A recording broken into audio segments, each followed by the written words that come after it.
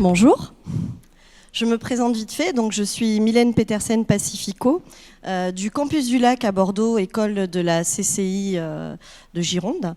Je vais donc animer ce workshop sur évoluer par le biais d'une formation et quel dispositif vous convient. Je vous remercie de votre indulgence, c'est la première fois que je me prête à cet exercice, je suis très traqueuse. Alors, on va le faire en 3 temps si vous voulez bien. Premièrement, ça va être construire son projet. Comment on construit son projet avec quelques outils. Ça va être ensuite quelle formation, en tout cas par quel biais de formation. Et ensuite, il y aura une petite boîte à outils. Voilà. Donc, construire son projet. Déjà, il va falloir savoir quelle idée, quelle formation, ce qu'on a envie de faire, quel domaine on le veut explorer. Donc il faut définir son projet professionnel. Pour ça, on vous conseille fortement de prendre rendez-vous avec un CEP, un conseiller en évolution professionnelle. Donc vous avez un petit site internet qui s'appelle moncep.org qui vous indiquera les CEP les plus proches de chez vous, mais vous avez également la possibilité de rencontrer des CEP chez Pôle emploi, et ensuite sur OCIBC 33 également, qui sont des prescripteurs régionaux, voilà, qui pourront vous aider à trouver des idées, et en tout cas à vous éclaircir les idées sur ce que vous avez envie de faire et vers quoi vous avez envie d'aller. Les petits outils, bien sûr, pour étayer son dossier de formation, c'est éventuellement faire un bilan de compétences, ce qui va vous permettre de vous éclairer sur ce vers quoi vous avez envie d'aller. Le bilan de compétences, ça va être, ce que vous êtes, votre savoir-faire, votre savoir-être, les compétences que vous avez acquises durant vos expériences professionnelles et surtout ce que vous voulez et ce que vous ne voulez plus. On met tout ça dans un shaker, on mélange et une fois qu'on le sort, généralement, on a quelques idées, on a quelques pistes à explorer, les domaines dans lesquels on veut aller. Alors, juste une petite anecdote, j'en ai fait un. Le premier domaine dans lequel il me voyait, je pense que ça va vous faire rire parce que c'était gardienne de prison. Voilà. Bon, je ne pense pas avoir trop le physique, mais bon, c'est pas grave, il me voyait là-dedans. Mais je vous assure que c'était tout à fait sérieux et c'était très bien fait. Ensuite, après le bilan de compétences, on peut faire des enquêtes métiers et des rencontres pro. Alors ça, on vous le conseille fortement. Quand vous avez envie d'aller dans un métier, c'est bien d'en avoir l'envie, mais il faut le connaître. Parce que parfois, quand on se lance dans une formation, après c'est trop tard. Donc on a perdu le financement, on a perdu du temps. Donc n'hésitez pas à aller faire des rendez-vous conseils avec des professionnels. Vous tapez à la porte, vous la poussez, vous rentrez, vous leur expliquez votre projet, vous leur demandez 5-10 minutes. Souvent, ils ne sont pas fermés, vraiment. Voilà. Vous leur posez la question de savoir ce qu'est leur métier et à quoi ça engage pour être sûr déjà d'avoir une idée plus précise de ce qu'est le métier. Ensuite, on vous propose d'aller faire du réseautage au maximum. Donc, la meilleure vitrine à l'heure actuelle, c'est quand même LinkedIn. Donc, n'hésitez pas à créer un compte LinkedIn et surtout à prendre un maximum de personnes autour de vous. Donc, vous envoyez à vos amis, à vos anciens collègues, à vos nouveaux collègues. Voilà, mais faites du réseautage sur LinkedIn, c'est votre vitrine professionnelle. D'accord ? Vous pouvez communiquer, vous pouvez partager des articles pro sur ce qui vous intéresse, mais vous pouvez avoir des infos aussi sur LinkedIn. Vous pouvez également mettre votre CV, faire une demande de recrutement, une demande de stage. Donc surtout, n'hésitez pas, LinkedIn, c'est le Facebook professionnel. Hein. Voilà. Et vraiment, aujourd'hui, tout le monde l'utilise. Vous avez également, en tant que demandeur d'emploi, les PMSMP. Ce sont les périodes de mise en situation professionnelle. Donc ça, on vous le conseille aussi fortement. Quand vous êtes attiré par un métier, n'hésitez pas à en parler à votre conseiller Pôle emploi et allez vers les entreprises qui vous intéressent, faites une sélection et demandez-leur ces PMSMP. Ce sont des stages qui sont non rémunérés, mais par contre, ça vous permet d'avoir une vraie intégration dans une entreprise, dans le métier qui vous intéresse. Et c'est toujours très intéressant d'aller là-dedans parce que, encore une fois, ça vous permet de voir de l'intérieur ce qui se passe réellement.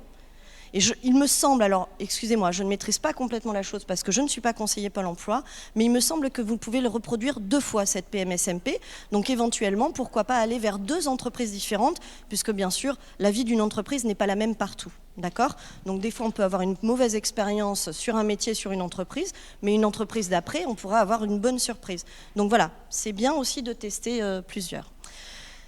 Et enfin, quand vous avez fait tout ça, ce qui peut être intéressant, c'est d'aller regarder les taux d'insertion professionnelle par rapport à ce qui vous intéresse, par rapport au métier qui vous intéresse et à la formation qui vous intéresse. Quand vous allez arriver face à des financeurs avec votre dossier il peut être très bien étayé, très bon, mais avec les taux d'insertion professionnelle dans la branche qui vous intéresse, c'est encore plus étayé. On voit au moins que vous êtes allé au bout de la démarche.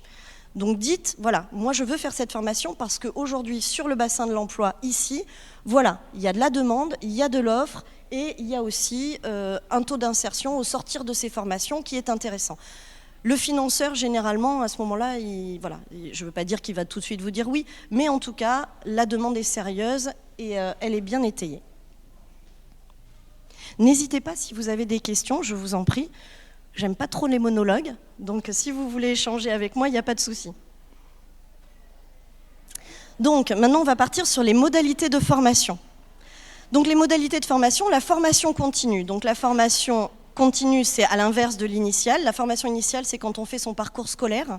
La formation continue, c'est quand on reprend une formation en tant qu'adulte, pour se reconvertir, pour s'améliorer sur sa profession.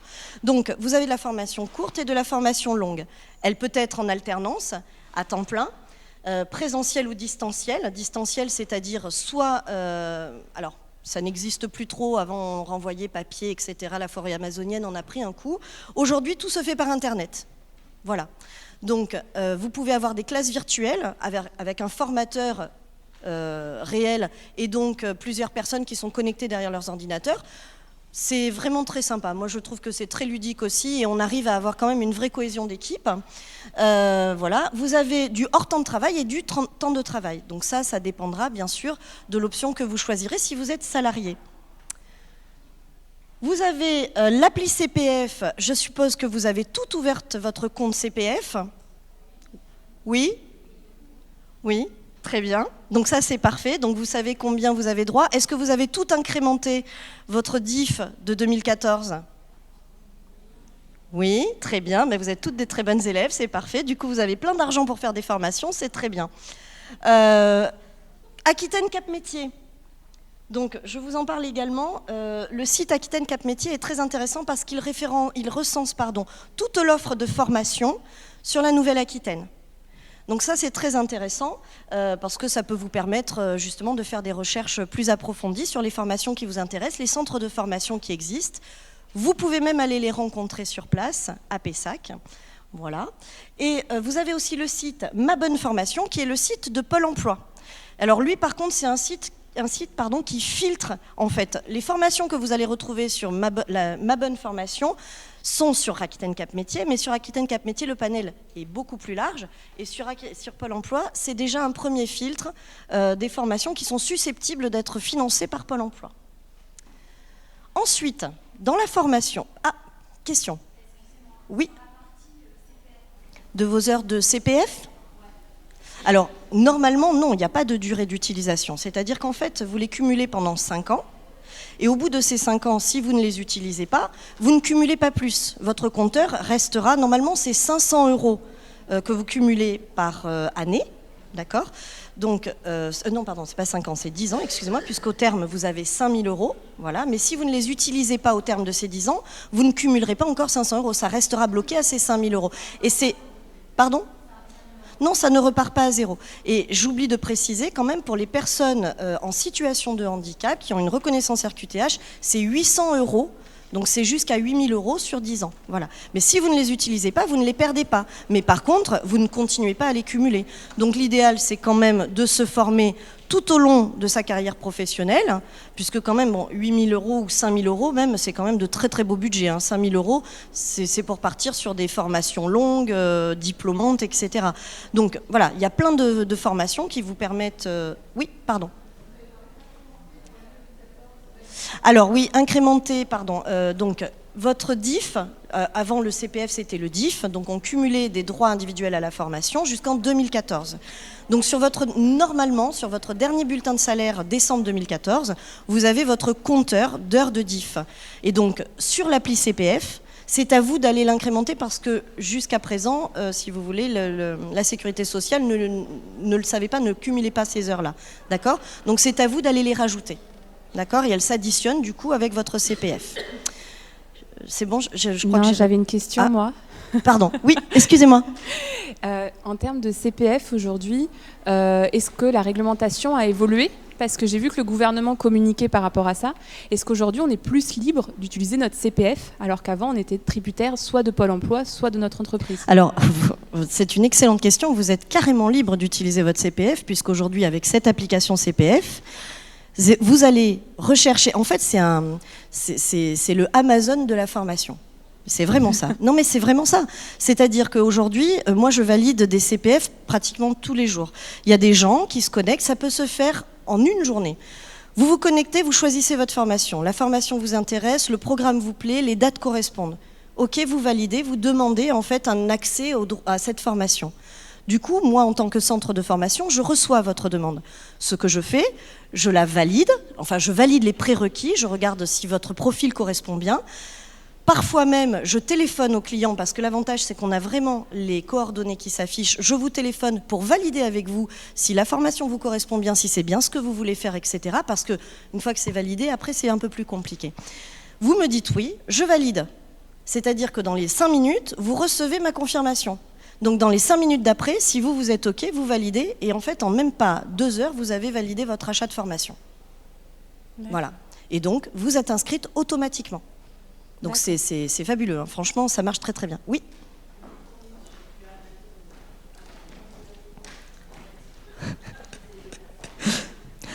Alors moi je préfère, pourquoi ? Parce que je vous assure que d'avoir passé toute la journée dans le salon, je commence à avoir des acouphènes en fait. Donc vous dites que le CPF, l'application, c'est l'Amazon de la formation. Oui. Sauf que dans mon souvenir, on ne pouvait pas choisir toutes les formations qu'on voulait. Il fallait qu'elles soient plus ou moins dans notre convention collective. Et on se retrouve, quand on veut être en reconversion, à être bloqué sur des formations qui nous plairaient. Ce n'est plus le cas. C'est plus le cas. Alors je vous rassure, ce n'est plus le cas. Parce qu'autrefois, j'ai cherché en décembre et c'était encore novembre, c'était encore le cas. Autrefois, c'était votre CPF était lié à votre OPCO, votre OPCA à l'époque de référence.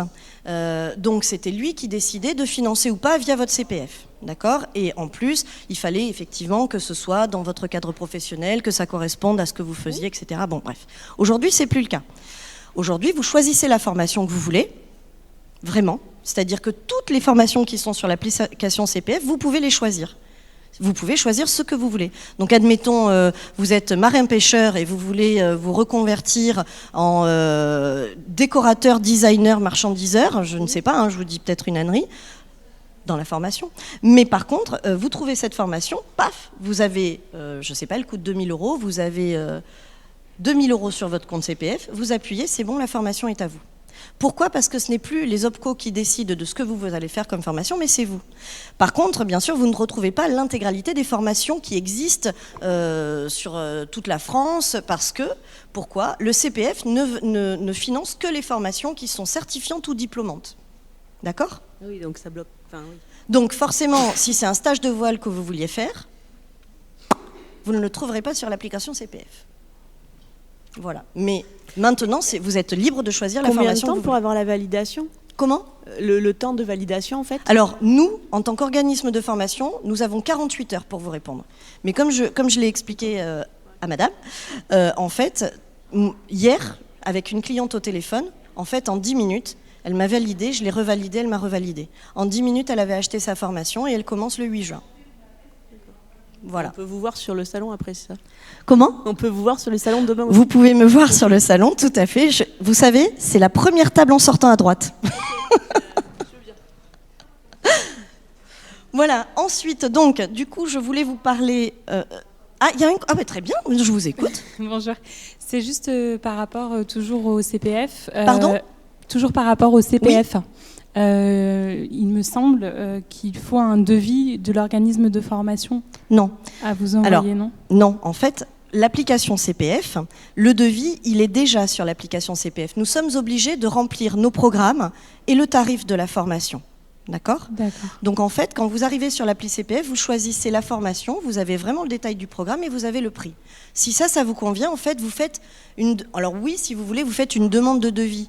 Mais c'est même pas une demande de devis puisque il existe déjà, il est créé sur le... Mais là, vous parlez pour la CCI du coup ? Ah non, je parle pour l'application CPF en général. D'accord. Puisque votre CPF, en fait, comment vous l'expliquez ?